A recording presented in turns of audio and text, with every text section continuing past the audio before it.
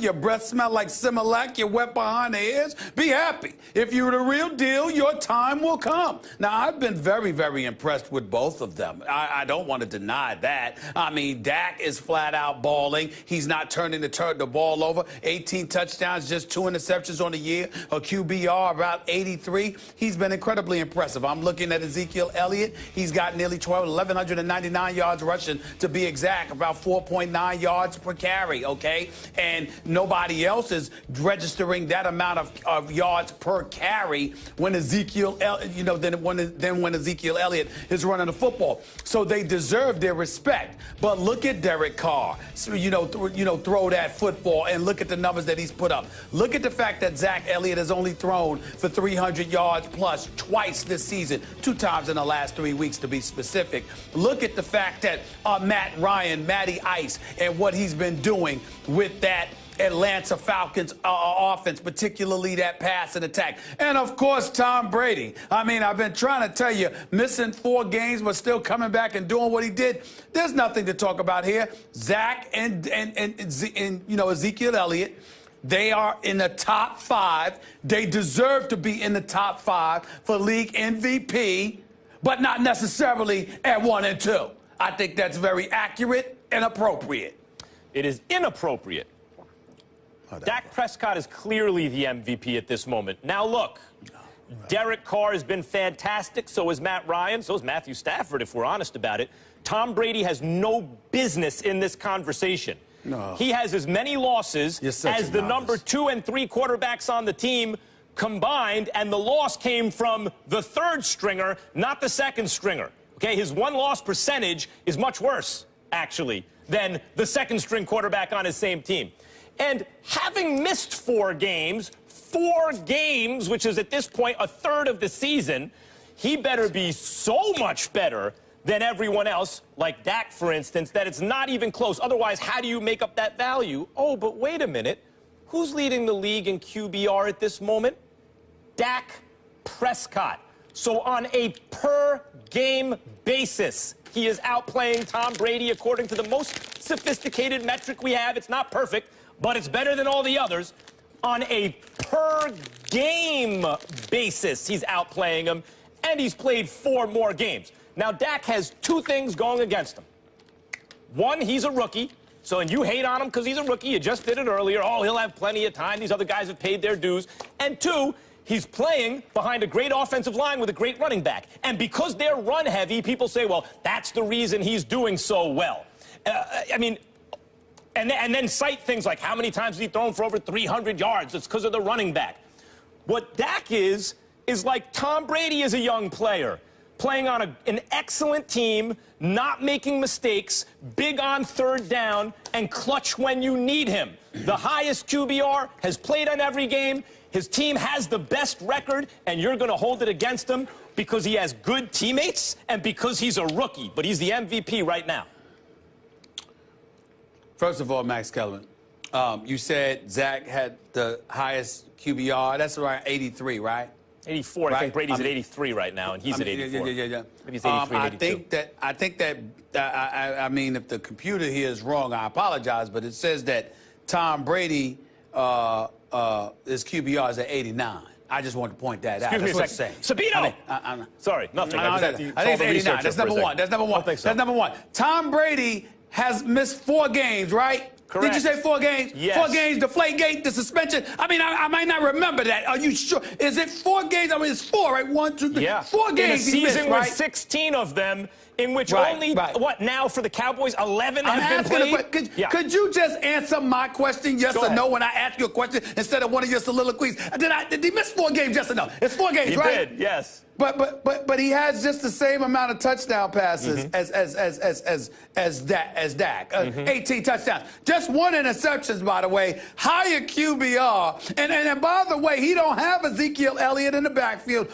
or that offensive line. He's not playing on a good team, Tom Brady, right? You can sit up there and say what you want to say, but I'm just breaking it down to you, baby. Now. Tom Brady has an 85 and Dak has an 86. It says 89. I'm just telling y'all right here. It says 85. I'm just checking the site. ESPN.com. ESPN research and Molly got it at 86 to 85. Okay. And you know what that does? Pro that Football Reference is wrong. Pro Football Reference is wrong. That factors in. Go with the worldwide leader. QBR factors in the touchdowns and the interceptions and all that. Listen, I know America might find this hard to believe, but I actually choose to use the eye test more than Beetlejuice himself, Matt Kellerman. I don't understand it. I really can't get over that. I don't understand for the life of me why this man won't use the eyes that boy has on his face. I don't get it. But it is what it is. I'm just telling you, man. It's the same amount of touchdowns Beetlejuice on television by George Jefferson. You know what? I'm almost 50 though, bro. I'm not mad about it. I'm good. What's my excuse? Is that the idea? What's your excuse? That's what it is. That's what it is. It's a good point. But here's the deal. 89, same amount of touchdowns. The man's won. He's lost us the game. I'm not worried about it. Zeke and Dak are right where they're supposed to be. Okay, George, let's move on. And Beetlejuice, we won't talk about your former MVP candidate. No, that can't stick. That can't stick. I'll do the funky chicken if you want me to, George Jefferson. Don't get started. Weezy, I'm coming to join you. The 5 and 6 Colts. They sit a game back in the AFC South with 5 to play. Colts players know that to pass the Titans 6 and 6 and the division-leading Houston Texans 6 and 5, they need a win streak. Tight end Dwayne Allen telling the Indy Star, quote, "We understand. We have to run the table, point blank. In order to have a realistic chance, we have to run the table." I guess I'll call you Max. Yeah. Will they win the division? Yeah, I think they will. I think, I picked Andrew Luck to win the MVP before the season started, and I thought that's partly because he's on a very flawed team. They're even worse than I thought they would be, and he would somehow, through his brilliant play, elevate them. He's entering his physical prime now. He'd figure out a way by hook or by crook to get him to the playoffs, and I still think he's going to do that. He's the best player in the division, and I really believe, actually, if you equalized everything else, right? I think he's the best player in football. I can't prove it because his defense is terrible. His offensive line is no good. He doesn't really have a lot of offensive weapons. He's on one of the most talentless teams in the game. So there's no way to really prove it. But if you could give me my choice of players in the NFL, one guy, build a team around him, I'll take Andrew Luck. And when you look at the schedule, it's not exactly murderer's row. It's not a tough division. He's the best player in it. He's going to have a superhuman effort to get them there, but I think he's going to get them there, Stephen A. I think he's that special a player. Well, Max Kellerman, you brought this on yourself.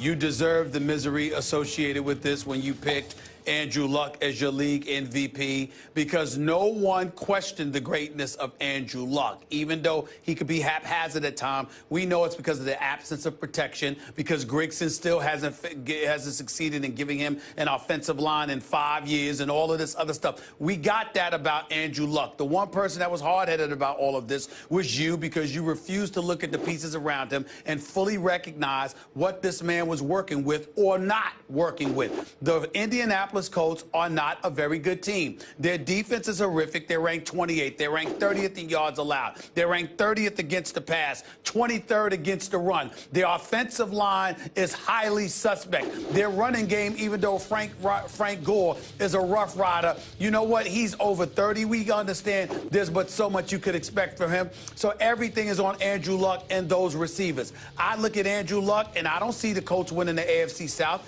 I think even though Brock Osweiler isn't the answer, I think overall as a team, Houston is better. I think the Titans are on a come up with Mariota and the crew. Plus, they've got runners, particularly in DeMarco Murray. I've got more faith in them, and I have little to no faith in the Colts outside of Andrew Luck. So I don't see them running the table. And they're two road games at Minnesota and at Oakland. They ain't winning those games. I don't know. No. I mean, Minnesota's a very tough defense, but we just got done. Let's see how Minnesota looks against Dallas, but they don't have much offense right now. Dallas is different than Indy. And Oakland has been amazing, mainly because Derek Carr, another great offensive line, by the way, and some weapons. Derek Carr comes through under pressure for them, but they haven't been outscoring opponents by a whole bunch. Their point differential doesn't say they're an elite team. Derek Carr's performance in the fourth quarter makes them an elite team, but Andrew Luck can do the same for his. If you look at the schedules, Tennessee has to play Denver and at KC. Houston has a game at Green Bay. But when you look at the Colts, at the Jets, big deal. Houston, all right, at Minnesota, we'll see what that is. You know, the Cowboys will be somewhat of a litmus test. The Cowboys should win that game. If Minnesota wins, I may reevaluate. But I don't see Minnesota as insurmountable for them. At Oakland is a tough game, but again, fundamentally, the Raiders aren't a great team. They're a good team with a great quarterback. I'm saying Andrew Luck's a great quarterback and may be able to match that. And Jacksonville, I don't see murderer's row there. I'm not proclaiming that any of them will run the table. But at this moment, they already have an edge over Indy in the win-loss column. Yep. And I see them both, all three of them practically, losing at least a couple of more games. That still gives them the edge over Indy. To me, in order for Indy to be more successful, I think over the last 5 games, they're going to have to go at least 4-1. I don't see that happening. Let me ask you something. If Luck plays out of his mind and leads them to the playoffs, is he an MVP candidate for you? No. You don't think they're going to make the playoffs? No. You acknowledge they have no defense. You acknowledge they have no offense. But if he somehow gets them over the hump, he's still not the MVP. We're in the conversation. I'm sorry. Are you asking me a rhetorical question that you want me to echo to the audience, or do you need to be reminded of my position myself? Little from column A, little from column B. I am telling you what I told you before the season began. Andrew Luck would not be an MVP candidate because his team would stink. They wouldn't make the playoffs, and everybody would be looking at Grigson and Pagano and whether or not they needed to stay, as opposed to the greatness of Andrew Luck because of the pieces around him. That's the bottom line. Andrew Luck is in danger. You know, if they give him a defense one of these days, he can go down as one of the all-time greats, and if they don't, he's a souped-up Archie Manning. But let's just let it go. Can we just let it go with the MVP conversation, though, for the season? That's right. Let it go. Let's just bury it. Let it go. Let's dead it. Let it go. Okay, thank you. Dead it. Look at Molly. Look at Molly. Dead it. Is that right? Let me wait till the end of the season. You. Make the playoffs. Excuse me. Make the playoffs, Luck. Excuse me. Coming up next, LeBron James blocked the Warriors from back-to-back championships, and he now has a new honor to go with that. We will tell you what it is after the break. First Take, stay here.